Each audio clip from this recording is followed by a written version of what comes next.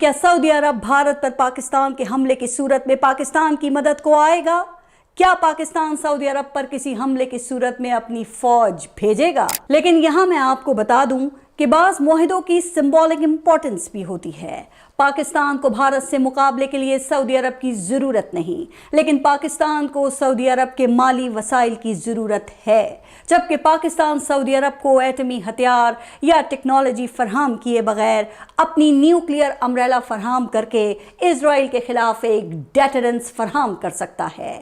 اس معاہدے نے پاکستان کے تمام دشمنوں کو ہلا کر رکھ دیا ہے۔ کئی ممالک کی طرف سے پاکستان کی دفاعی مصنوعات میں گہری دلچسپی نظر آتی ہے، خاص طور پہ ایسے ممالک جو محدود دفاعی بجٹ میں مؤثر اور عملی جہاز چاہتے ہیں۔ اس وقت ملیشیا، انڈونیشیا، آذربائیجان، بنگلہ دیش اور سعودی عرب بھی پاکستان سے JF-17 تھنڈر طیارے خریدنا چاہتے ہیں۔ گزشتہ ماہ پاکستان نے مشرقی لیبیا کو کنٹرول کرنے والے لیبین نیشنل آرمی LNA کے ساتھ $4 ارب سے زائد کا دفاعی معاہدہ بھی طے کیا ہے۔ اس معاہدے کو پاکستان کی اب تک کی سب سے بڑی ہتھیاروں کی فروخت کی ڈیل کہا جا رہا ہے۔ حکومت پاکستان کے مطابق پاکستان کو تقریباً $12 ارب کے آرڈرز مل چکے ہیں، لیکن پاکستان کو سب سے بڑا فائدہ امریکہ سے ہوا۔ امریکی صدر ٹرمپ پاکستان کی اہمیت کو سمجھنے لگے۔ انہیں احساس ہو گیا کہ امریکہ کا بھارت کو چین کے مقابلے میں کھڑا کرنے کی کوشش کرنا بے وقوفی تھی۔ بھارت جو پاکستان کا مقابلہ کرنے کے قابل نہیں، وہ چین کا کیا مقابلہ کرے گا؟ اس لیے امریکہ نے اپنی انڈو پیسیفک میں پالیسی تبدیل کر دی۔ صدر ٹرمپ مختلف مقامات اور مواقع پر تقریباً 3 درجن مرتبہ بھارتی طیارے گرائے جانے کا تذکرہ کر چکے ہیں، اور ہر اہم موقع پر وہ پاکستان اور بھارت کے درمیان سیز فائر کا کریڈٹ ضرور لیتے ہیں۔ لیکن رکیے ذرا، صبر کیجئے، کہانی ابھی ختم نہیں ہوئی، بلکہ پکچر ابھی باقی ہے۔ یہاں پر انٹری ہوتی ہے پاکستان کے ایک اور بے مثال دوست کی، جس نے اس معاہدے میں شامل ہونے کی خواہش کا اظہار کیا، اور وہ ملک ہے ترکیہ۔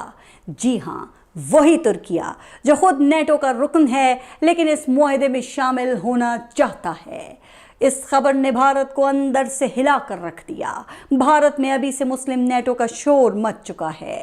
ذرا اندازہ تو کیجئے، ترکیہ کی جدید ٹیکنالوجی، پاکستان کی ایٹمی صلاحیت اور سعودی عرب کے مالی وسائل اگر آپس میں مل جائیں تو ان تینوں ممالک کا دفاع حقیقی معنوں میں بنیان المرصوص کی صورت میں مضبوط نہیں بلکہ ناقابل تسخیر ہو سکتا ہے۔ ابھی معاہدہ نہیں ہوا، مگر وقت خود اشارے دے رہا ہے۔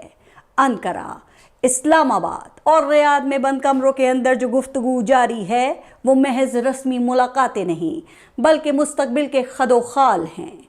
دنیا بدل رہی ہے، جنگوں کی نوعیت بدل چکی، اور اسی بدلتی فضا میں ایک نیا تصور جنم لے رہا ہے، اور وہ ہے مسلم دنیا کے مشترکہ دفاع کا تصور، یعنی مسلم نیٹو کا تصور، جس میں ایک مسلم ملک پر حملہ دوسرے پر تصور کیا جائے۔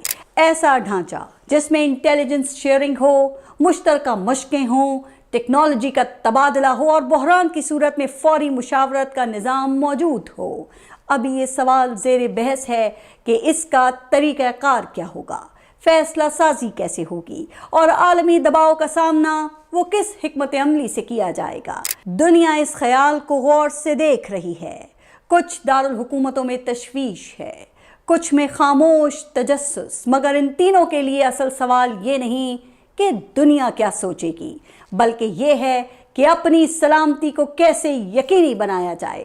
اگر یہ اتحاد وجود میں آیا تو یہ کسی کے خلاف اعلان جنگ نہیں ہوگا، بلکہ یہ پیغام ہوگا کہ مسلم دنیا اب رد عمل نہیں، پیش بندی کی طرف بڑھ رہی ہے۔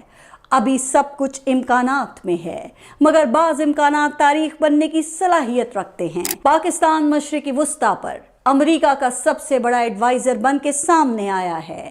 امریکہ کی جانب سے پاک فوج کو غزہ امن فوج کا حصہ بننے کی پیشکش بھی کی گئی، جسے خود اسرائیل نے مسترد کر دیا، اور یوں پاکستان فی الحال ایک اور آزمائش سے بچ گیا ہے۔ لیکن پاکستان بہرحال ڈونلڈ ٹرمپ کے غزہ پیس بورڈ کا حصہ ہے۔ इस हवाले से पाकिस्तान को बहुत मोहतात रहने की ज़रूरत है, चूँकि अभी तक के हालात के मुताबिक ट्रंप और इजराइल गजा में हमास को गैर मुसल्लह करना चाहते हैं।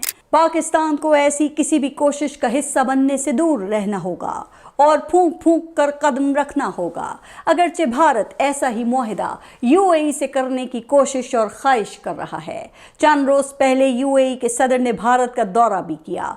तिजारत को $100 अरब से $200 अरब तक ले जाने का मुआहिदा भी हुआ और भारत ने यूएई से एक दफाई मुआहिदे की ख्वाहिश भी जाहिर की। लेकिन ऐसे मुआहिदे नजरियाती बुनियादों पर होते हैं। भारत शायद अपने नाकारा बरामूस मिसाइल तो यूएई को फरोख्त करने के लिए राजी कर ले, लेकिन ऐसा इत्तेहाद जिसमें भारत और यूएई पर हमला एक दूसरे पर तसव्वुर किया जाए, ये मुमकिन नहीं होगा। अगर मोदी पाकिस्तान को कमजोर समझकर ऑपरेशन सिंदूर जैसी गलती ना करता तो ये सब ना होता। इसीलिए कहते हैं कि जब गीदड़ की मौत आती है तो वो शहर का रुख करता है, और भारत ने पाकिस्तान पर हमला करके पाकिस्तान को एक मेजर पावर बना दिया है। पाकिस्तान जिंदाबाद। अल्लाह हाफिज।